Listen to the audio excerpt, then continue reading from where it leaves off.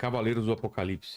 Em que contexto eles aparecem e vêm numa sequência, né? Os Cavaleiros do Apocalipse, eles são, em primeiro lugar, eu quero dizer que quem libera os 4 cavaleiros é Cristo. E deixar claro que é cavaleiros, não cavalheiros. Não é um cara que vai chegar e falar, demônio, por favor, venha. Por gentileza. Por gentileza, um cavalheiro, né? Um cavaleiro. Mas Vê a imagem, tem várias imagens dos Cavaleiros do Apocalipse, é legal ir colocando aí. Cada um com seu cavalo de uma cor. os 4 cavaleiros, eles servem a um propósito.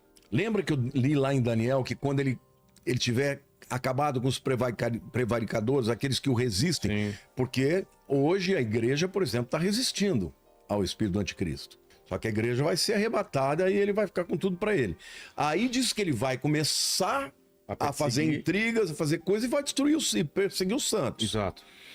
Os 4 cavaleiros, eles cumprem esse propósito, não só de permitir o caos para que o anticristo seja invocado, e ele vai produzir uma paz passageira, mas vai produzir, e as pessoas vão dizer, tudo bem, não tem outro jeito, por favor, seja o nosso Deus, seja o nosso rei, líder, né? O líder mundial.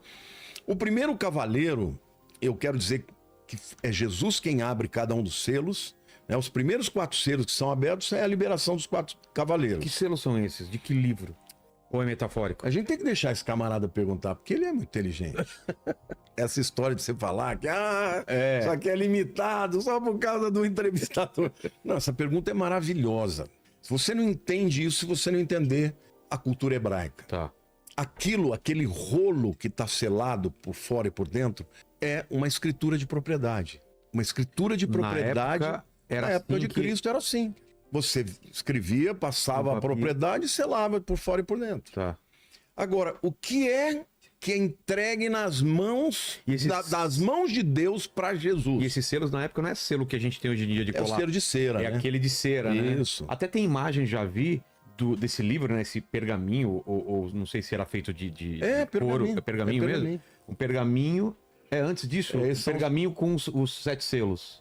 Vê se acha. Eu já achei, uma vez que eu pesquisei, achei algumas imagens, o pessoal representou isso daí.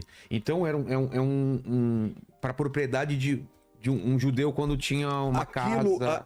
A cena começa, João vê a sala do trono. Então ele vê Deus sentado no trono, ele vê os 24 anciãos. Quem são 24 anciãos? Os 24 anciãos é uma discussão teológica. Alguns acreditam que são as 12 tribos de Israel, e outros acreditam, e além disso, os 12 apóstolos. Ah, tá. Outros acreditam que esse número é um número de levitas que tinham. Na verdade, a gente só vai saber lá nos céus, né? Entendi. Que eram, na verdade, grupos que eram escolhidos para adorar no templo. Certo. Então eram segmentos que eram escolhidos, um time inteiro, né? Mas eu acredito pessoalmente são os 12 apóstolos Então, e as 12 Deus tribos. no trono, os 24 Os que estão sentados no anciãos. trono.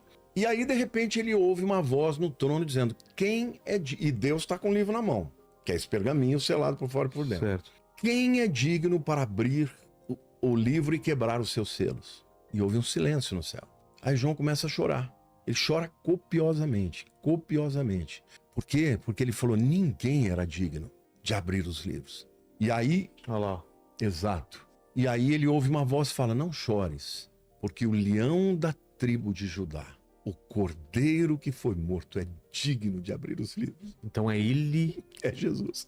E aí ele entra na sala do trono e ele olha, ele foi anunciado como o leão da tribo de Judá, porque agora ele vai rugir.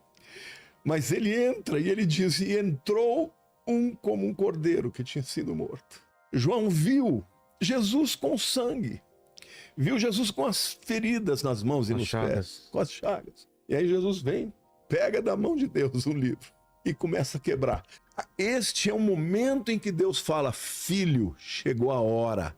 Porque quando Adão pecou, ele entregou a escritura da terra para o diabo. O mundo jaz no maligno. Hoje... Por isso que eu não acredito nessas visões do Apocalipse que diz que Jesus já está reinando completamente e que o diabo tá preso. Eu falei, gente, não faz sentido. Imagina se estivesse solto. É. Então, ele entra, pega das mãos de Deus o livro e começa a abrir os selos. E cada um selo que é aberto é Um juízo que é estabelecido na terra, porque agora está na hora de Jesus tomar de volta a escritura de propriedade, porque a terra é dele. Deus deu de volta para ele. E o milênio nada mais é do que Jesus dizendo: agora vocês vão entender o que Adão devia ter feito, que era viver em obediência e glória para Deus. Ele não fez, mas Jesus vai fazer. E o mundo no milênio vai viver a paz que tinha no Éden. A única diferença é que ainda vai ter pessoas que são seres humanos e são pecadores, mas a justiça de Deus vai ser estabelecida através de Cristo. Então, cada selo que o Senhor abre, vem um juízo sobre a terra. Tanto é que no meio da tribulação, o povo clama, fala, eles querem entrar debaixo das grutas, das montanhas e fala: salvai-nos da ira daquele que está sentado no trono e do Cordeiro. Os homens pedem, e aí diz, mas não deram glória para Deus. Então, o juízo sobre as nações é por conta de todos os desmandos, a desobediência, a rebelião, as afrontas para Deus. E cada um desses selos é Jesus abrindo aquela escritura de propriedade para tomar posse completa. Tem até um tempo no Apocalipse que Deus falou: agora é chegado o reino do seu Cristo. Ou seja, o reino do anticristo vai acabar e o reino de Cristo vai começar, né? Aqui tá a imagem dos 4 cavaleiros. O primeiro, então, é o cavalo branco. Muita gente diz que o cavalo branco é Cristo. Então, eu já vi essa versão e a outra versão que é o anticristo. Não pode ser. Não faz sentido. Porque ele que tá abrindo o selo. Mas quem fala que é Cristo se baseia em que parte da Bíblia? Por quê? Não, é nesse texto. Mesmo texto? Eles interpretam, por exemplo, que ele tá no cavalo branco, branco significa paz. E, portanto, é Jesus. Que carrega um arco. Mas olha o que o texto de Apocalipse 6, 1-2 diz. Vi quando o Cordeiro abriu um dos 7 selos viventes e ouvi um dos 4 seres viventes dizendo, como se fosse voz de trovão: vem. Vi então e eis um cavalo branco e o seu cavaleiro com arco. E foi-lhe dado uma coroa e ele saiu vencendo para vencer. Foi Jesus que mandou ele. Entendi. Não é Jesus. Senão ele teria dito: ó, ele desceu e foi. Não, ele vai abrir os selos e ele vai enviar os 4 cavaleiros. Tá. Então, esse cavalo branco não é Jesus, ele é o anticristo. Porque ele vem montado no cavalo branco porque ele vai propor uma paz. Uma paz que vai ser proposta por 7 anos. E num mundo de caos, a solução dele: vamos fazer um acordo de paz. Vamos fazer um acordo de paz. E muitas pessoas já tentaram fazer acordo de paz e tal. Até agora, você sabe, né? Que nós estamos com a iminência de um ataque americano contra o Irã. Exato. Só que o Irã regou, né? Porque o Donald Trump mandou uma carta dizendo: ó, eu quero fazer paz. Eu quero fazer um acordo nuclear com vocês. E o Irã, com medo do que o Donald Trump vai fazer, ele falou: não, tudo bem. Eu estou disposto a discutir, né? Mas não vou sentar com vocês, eu vou botar um intermediário. E a Europa também tá querendo se armar, tá preocupada com uma guerra nuclear também. Uma guerra nuclear. França, Acontece Alemanha. que o Irã recentemente pôs um vídeo em que eles filmaram um bunker a mais de 80 metros embaixo, não sei se você viu isso. Não. Gigantesco, cheio de mísseis. E tava lá o generalzão e um ayatollah do lado. Entendi. Mostrando a Eles estão força. mostrando: ó, eu também tenho armas. Vem pra cima. Aí o Donald Trump falou: tá bom, ou você faz um acordo comigo ou eu te detono. E ele tem coragem de fazer isso. E aí o Irã falou: não, tudo bem, vamos conversar. Então, o que o Trump quer? Ele quer que o Irã não seja capaz de enriquecer o urânio a ponto de fazer uma bomba atômica. Isso. Essa paz vai chegar uma hora que vai acontecer, mas não é uma paz qualquer. Não é a paz momentânea, é uma paz que, segundo Daniel 9, 27, de 24 a 27, é uma paz de 7 anos, mas que vai ser quebrada no meio da semana de anos, com 3 anos e meio. Então, muita gente fala: quem é o anticristo? Não, a gente não tem que pensar quem é o anticristo, a gente tem que pensar quem vai fazer um acordo de paz de 7 anos. Esse acordo de paz vai chegar, por exemplo, lá para a Palestina, vai dizer: eu vou dar bilhões de dólares para você. Isso aqui vai virar um jardim, eu vou asfaltar, vou construir, vai ter hospital, vai ter escola, universidade, dinheiro, investimento. Porém, vocês vão ter que permitir que Israel construa o templo ali na parte do Monte Moriá. De quem olha do Monte das Oliveiras, fica à direita. À direita, onde Hoje, tá a cúpula negra? quem que está ali... Não, a cúpula negra é na parte sul, é ao contrário. É na parte norte, depois do Domo da Rocha, que é aquele com a cúpula dourada. É a parte oposta. Sim, onde... Não vai ter que destruir nenhuma das duas. Não? Não. Não tá debaixo da cúpula dourada? Não, na verdade, a porta dourada de quem olha do Monte das Oliveiras dá num lugar que está vazio. Sim. Porque se fosse tá fechada. E a porta tá fechada. Tá fechada. Se tivesse que destruir aquilo, não ia ter acordo. Entendi. Então o acordo vai permitir que se construa mais tenha mais uma construção lá. Será? Na sexta, quem vai adorar são os muçulmanos. Os judeus não assumem. Nos sábados, os judeus. Os judeus não assumem, mas dizem que já estão construindo todos os elementos para colocar lá dentro, né? Não, já está tudo pronto. Já tá tudo pronto? Tudo. Você pode visitar. Você nunca foi em Jerusalém? Foi. Mas você foi no Instituto do Templo? Não. Tá tudo pronto. E a novilha vermelha? Já tem também. Já tem algumas. É. Algumas que foram geneticamente perfeitas, sem um pelo que não seja vermelho. Tá pronto. Por que essa novilha vermelha? A novilha vermelha era um sacrifício que Deus mandou que fizesse no milha. Era um sacrifício que Deus mandou que fizesse no Monte das Oliveiras para purificação de todos os transeuntes, os judeus que viessem para adorar no templo. Então, como é que era feito? Ela tinha que ser perfeita, pura, totalmente vermelha e tal, e ela tinha que ser feita num sacrifício, um holocausto. O holocausto é um sacrifício que não sobra nada, vira tudo cinza. É. A cinza dela era misturada com água pura.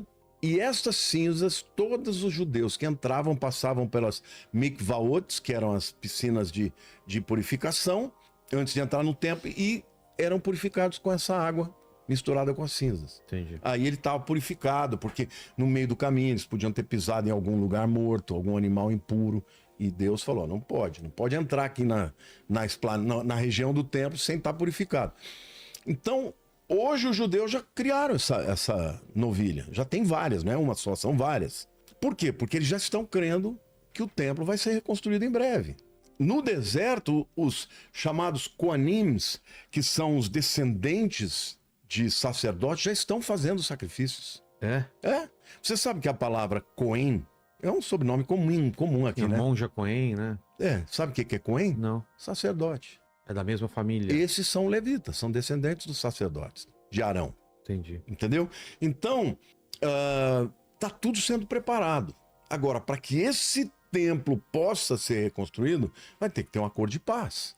E esse acordo de paz vai permitir que os judeus, que os muçulmanos adorem na sexta, que os judeus adorem no sábado e os cristãos no domingo. A Bíblia diz que esse acordo vai ser de 7 anos, mas que na metade o anticristo vai quebrar. Alguns chegam a afirmar que na inauguração do templo, que vai ser na metade, alguns acham que vai ser na metade dos 7 anos, o anticristo vai entrar dentro dos santos dos santos. E aí vai causar um alvoroço com os judeus. Aí os judeus vão falar, não, pera lá. Pera aí. Tudo bem que você fez a paz, tudo bem que você permitiu a construção, mas você não pode entrar aí dentro. Você não é sumo sacerdote, você não é da tribo dos levitas, não é da tribo de Arão, você não pode estar aí. Aí ele se volta com muito ódio contra os judeus e vai persegui-los. Entendi. E tem mais 3 anos e meio. Mas o primeiro cavalo é o cavalo branco que vai vir para vencer, vai ser coroado, ou seja, aqui é a nomeação dele como esse líder destas 10 etnias ou desse grupo, né, globalista que vai governar o mundo, tá? O segundo cavaleiro é o cavaleiro vermelho, que está lá em Apocalipse. Alguém quer fazer alguma pergunta sobre o cavalo branco? Não sei. Tem alguma pergunta sobre os cavaleiros? Se tiver... Não, sobre os cavaleiros ainda não. Tá. Volta para a imagem dos cavaleiros lá, então, por favor. Ó. O segundo é o cavalo vermelho, que é a guerra. Então, vou ler para você. Tá. Apocalipse 6, 3 e 4. Quando abriu o segundo selo, Jesus que abriu, o cordeiro, ouviu o segundo ser vivente dizendo, vem, e saiu outro cavalo vermelho, e o seu cavaleiro foi-lhe dado tirar a paz da terra. Para os homens, para que os homens se matassem uns aos outros, também foi-lhe dada uma grande espada. Vai ser uma terceira guerra mundial aqui.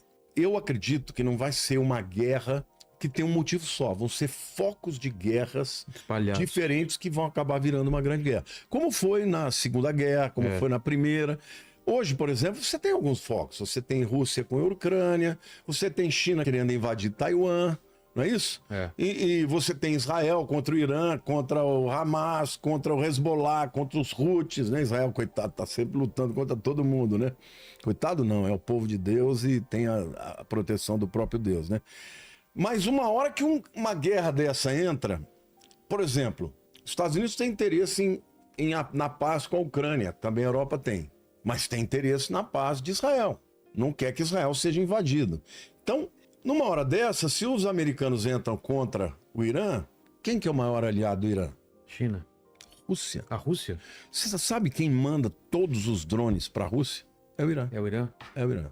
Então, hoje essas guerras pontuais, elas podem evoluir para uma terceira guerra. Por quê? Por causa de aliados. A China quer Taiwan de todo jeito. Por causa do quê? Por causa do como é que chama aquele... Microchip? É dos microchips. Entendeu? Por conta do... silício? Não é. É um produto que faz esses chips de grande... Sei. Marcelo, como é que chama isso aí? É o silício, não é? É o silício. É o silício que formam esses supercondutores, né? Que é a palavra que eu estava procurando. Então, se a China invadir, os Estados